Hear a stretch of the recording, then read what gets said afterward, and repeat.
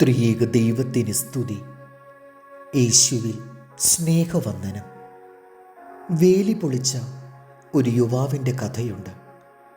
ഏകമകനായ യുവാവ്. അയാളുടെ പിതാവ് മരിച്ചപ്പോൾ സ്വത്തുക്കളെല്ലാം അയാൾക്ക് സ്വന്തമായപ്പോൾ കൃഷിക്കാര്യത്തിൽ താല്പര്യം തോന്നി. അങ്ങനെയാണ് മുന്തിരിത്തോട്ടത്തിലേക്ക് അയാൾ പോയത്. മുന്തിരിത്തോട്ടത്തിലെത്തിയ യുവാവ് ആ തോട്ടത്തിന് ചുറ്റുമുള്ള വേലിപ്പടർപ്പുകൾ മുഴുവൻ നശിപ്പിക്കുവാൻ ഭൃത്യന്മാർക്ക് ആജ്ഞ കൊടുത്തു.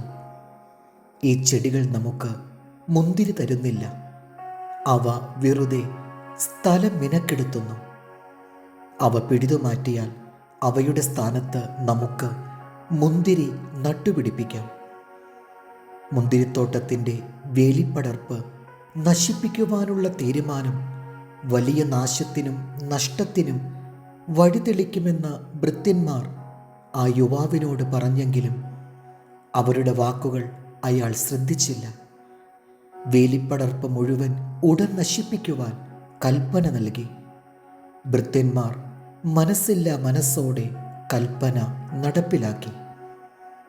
അല്പനാൾ കഴിഞ്ഞപ്പോൾ യുവാവ് വീണ്ടും മുന്തിരിത്തോട്ടത്തിലെത്തി. അപ്പോൾ അയാൾക്ക് വിശ്വസിക്കുവാൻ കഴിഞ്ഞില്ല.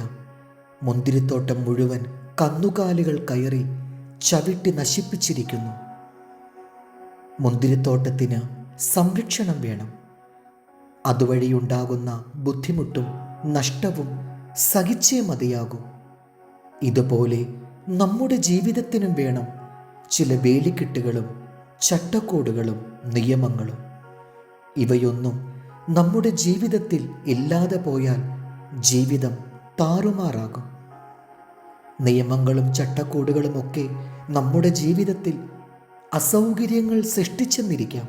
എന്നാൽ അവയൊന്നുമില്ലാതെ ഓരോരുത്തരും താന്താൻ്റെ വഴിയിൽ ജീവിക്കുന്ന സ്ഥിതി വന്നാലോ നമ്മുടെ ജീവിതത്തെ ആകെ നശിപ്പിക്കുമെന്നതിൽ സംശയം വേണ്ട. നമുക്ക് ചുറ്റുമുള്ള വേലി പൊളിക്കുന്നതിന് മുൻപ് രണ്ടാമത് ഒന്നുകൂടി ചിന്തിക്കാം. നഹൂം പ്രവചനം 2:1. സംഹാരകൻ നിനക്കെതിരെ കയറി വരുന്നു. കോട്ട കാത്തുകൊള്ളുക, വഴി സൂക്ഷിച്ചു നോക്കുക, അരമുറുക്കുക, നിന്നെ തന്നെ നല്ലവണ്ണം ശക്തീകരിക്കുക. ദൈവം നമ്മെ അനുഗ്രഹിക്കട്ടെ. കർത്താവിൽ എളിയ ശുശ്രൂഷകൻ ഈരാളിലച്ചൻ.